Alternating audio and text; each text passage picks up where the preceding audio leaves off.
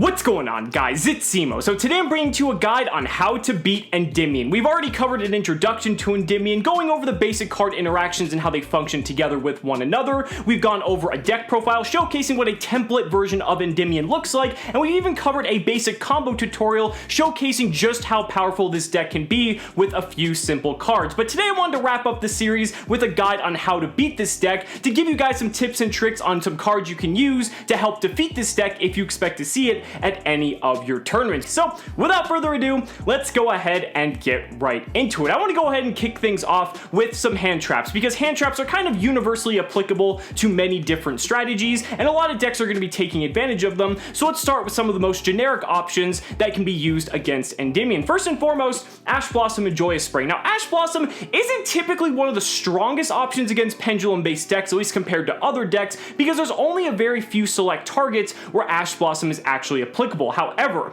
there are some key choke points, especially in Endymion, where a well-timed Ash Blossom can just completely and utterly wreck their entire strategy. First off, using Ash Blossom against something like Mythical Beast Master Cerberus. If you see your opponent scale a Master Cerberus in an attempt to use its effect to pop it off and get that Jackal King out, if you use Ash Blossom, you're going to be able to freeze that Master Cerberus in the scale, and that will just cripple their entire play, because now it's stuck in their scale. They have no way to remove it, and it's going to completely thwart their ability to go off and pendulum summon. This is one of the best ways to use Ash Blossom, so definitely keep your eyes out for that. Now, another application for Ash Blossom and Joyous Spring is against Servant of Endymion. Now, do keep in mind there's a bit of a discrepancy on this ruling. In some regions, players are saying that you can activate Servant's effect multiple times in the scale, where in other regions are saying you can only activate it once. So definitely check with the head judge at whatever event you might be attending and ask them about the ruling between Ash Blossom and Servant of Endymion, because that could basically make or break whether or not this is very good. But in the instance where it is, if you go by the fact that Servant can only be special summoned once, or even attempt to special summon itself once, then by Ash Blossoming the Servant, it's going to be a pretty effective way to stop them from getting to their Jackal King or whatever monster they're attempting to summon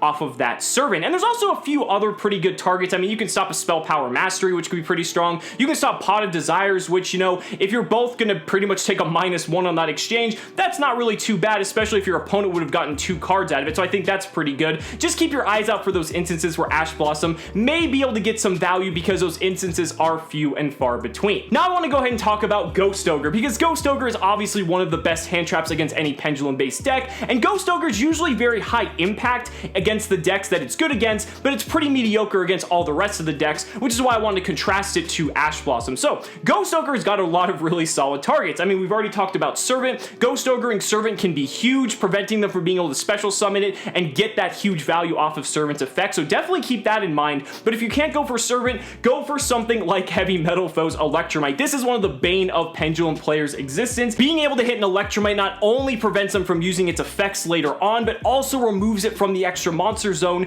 and denies them from getting those bottom left and bottom right arrows that Electromite provides, bolstering the power of their pendulum summons. So Ghost Ogre can be an incredible card to have against any pendulum-based matchup. And then the last hand trap I want to cover is Infinite Impermanence, because Impermanence has a bit of an interesting interaction specifically with pendulum decks because of its secondary ability. So first off, Impermanence, you can use it against something like Electromite, where it's okay, you're going to stop all 3 of its effects, but your opponent will still get to benefit from those bottom left and bottom right arrows, and it also doesn't remove Electromite from the extra monster zone, which means that they're going to be able to continue off into their Guard Dragon plays if they have the means to extend through it. However, using Impermanence can be good because at the very least it can bait a negation depending on what your opponent's end board is, but it's also pretty cool because if you're going first or the turns are dragging out, you can set Impermanence in one of the scales, so your far left or far right column, and actually negate the abilities of any of the cards in the pendulum scales. And that's really powerful, because if you negate an effect of a card, like let's say Servant that has spell counters, you're going to be able to remove all the spell counters from that card because the effects are negated. So that is very powerful, and definitely keep your eyes out for that if you have the ability to do so. Now I want to discuss some strong options for going first that you may not necessarily play in your main deck, but opt to play in your side deck for games 2 and 3, especially if you're anticipating a lot of Pendulum or Endymion in your meta. So first and foremost, Anti-Spell Frag fragrance. Really not much to say. This has been the ultimate pendulum killer ever since pendulums have been released, and because pendulum plays such a high density of spells, you're gonna get so much value out of a card like this. Same goes for Imperial Order. I mean, these cards are both absolute blowouts because these decks realistically don't have many outs, if any, and if you flip this against your opponent, they might realistically just scoop it up. Another good floodgate is Summon Limit. Now, do keep in mind, Summon Limit doesn't count the number of monsters summoned, it counts the summons themselves. So if your opponent pendulum summons 5 monsters, it only counts as 1 summon. So that is one of the downsides of the card, but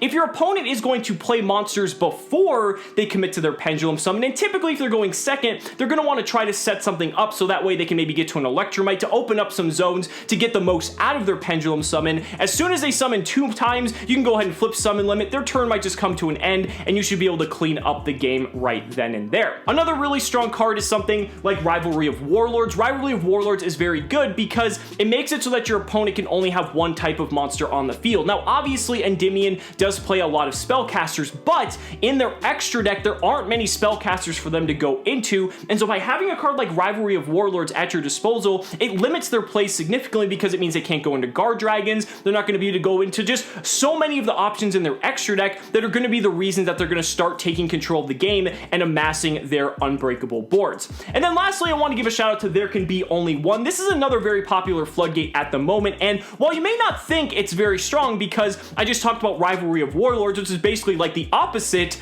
of There Can Be Only One, the reason why this card is very strong is because, yes, they have a lot of spellcasters in the main deck, so while they may have access to the extra deck cards, if they can only summon like 1 spellcaster, they're not going to be able to access the extra deck anyway because they're not really going to get anything going. Now, they do play some other cards like Dark Worm, which is a dragon, so that is something to be mindful of, but for the most part, both of these floodgates are very good in their respective right, and depending on the type of deck that you're playing, you may only have room for one or the other because it may match your strategy, and either one could be pretty effective. But let's talk about going second options, because this is what people fear the most. They lose the die roll, and they're going up against an Endymion player who's about to amass a 5, 6, 7 negate board against them, and that's what everyone is utterly terrified of. So, what options do we have? Well, I want to start with NIBIRU, because on the surface, NIBIRU may seem like it's good, but one of the strengths that Endymion has is that it can tutor into Mythical Beast Jackal King very easily, and it can usually do this before 5 monsters have been summoned, which means as long as it gets the spell counters, it can negate NIBIRU from being activated and prevent their board from being wiped out by the card. Now, NIBIRU can still be good if they can't access Jackal King, but you can't rely on that, and especially because NIBIRU is such a well-known card in the metagame because it's a very good going second option that a lot of people are playing. Most Endymion players are going to be playing around that and be mindful of the fact that they need to prioritize Jackal King over anything else. This is one of the few times I actually like Sphere Mode better than NIBIRU because Sphere Mode just going to tribute off whatever 3 monsters that you see are the most threatening that your opponent may have. They're going to be stuck with the Sphere, and then you can just continue off with whatever plays that you may have. You do lose your normal summon, and that's unfortunate, but it is a way to help clear the board, and it can also be your 6th card that you draw for turn, whereas NIBIRU cannot. Another very strong option is another Megaton promo, Dark Ruler No More. This card can just completely negate the effects of all other monsters on the field, and typically Endymion is going to have a board of all monster effect negates. Now, one thing to keep in mind is that some Endymion players are opting to play a small Zephyr package in the form of Zephyr New as well as Zephyr Divine Strike, and if they're able to do this, that means they can get that Divine Strike set and back up all their other monster negates, and that card will be able to stop Dark Ruler No More because Dark Ruler No More only stops monster effects. So do keep that in mind, but in most instances, this is a very solid way to at least kind of just level the playing field and allow you to have a chance to fight back, and this is a very solid card for you to include in your side deck. Another very popular card is something like Super Polymerization. Super Poly is really cool because neither player can respond to it being activated, and you can use it to suck up the biggest threat your opponent may have. You can do something like 2 darks to make something like Starving Venom, or you can suck up a fusion monster and a dark to go into Predaplant Dragostapelia. This helps deal with the Vortex Dragon since Vortex Dragon is a win, so that's one of the priorities you want to take advantage of because of the fact that Vortex Dragon can realistically negate anything, but do keep in mind that you are going to probably still have some other threats to deal with, but Super Poly can still be a very solid option nonetheless. Now, last but not least, I do want to discuss some generic spell and trap removal because at the end of the day, Endymion is a pendulum deck, and if you can neutralize the scales and keep that in check and prevent them from getting their tempo, then that's going to be a way for you to easily capitalize on the matchup. So first and foremost, Twin Twister. This is the most generic card on this part of the list, and it's pretty much seen play in every side deck, if not not the main deck, because it's a nice 2 for 2. You can usually mitigate the cost of the discard with whatever archetype that you're playing, because there's so many graveyard-centric cards at the moment that you can generate advantage from, and it's overall just a really solid card. But another card starting to see a rise in popularity is Cosmic Cyclone. Cosmic Cyclone is nice because, yes, while you do have to pay 1,000 life points, it banishes whatever it's targeting, and that's good because that means whatever you destroy won't go to the extra deck, it'll be banished instead, so it's not a resource that they can recur layered through the pendulum summoning mechanic. And last but not least, a very solid option that you're probably only going to play against this deck, and I guess maybe Sky Striker, is Typhoon. Now, Typhoon can be huge because you can use it to pop their scales on your turn 0 or when the Endymion player goes first. And Typhooning a Servant of Endymion when it's about to use its effect to get its summon off is absolutely monumental. This is as powerful as Ghost Ogre, except you can save Ghost Ogre for like Electromite if they still have a way to get to it, and Typhoon could just be an absolute blowout in certain circumstances. So guys, that's gonna go ahead and wrap up the video. Let me know down in the comments what you guys think about your favorite options for dealing with Endymion. I'd really love to hear your thoughts. So guys, thank you so much for watching the video. Be sure to like the video as always, subscribe to the channel for more amazing Yu-Gi-Oh content, and if you found this video helpful, consider supporting me on Patreon or becoming a YouTube channel member, because just by showing your support in any way that you can, you're investing in my ability to continue bringing you amazing Yu-Gi-Oh content. So thanks so much again, and we'll see you next time.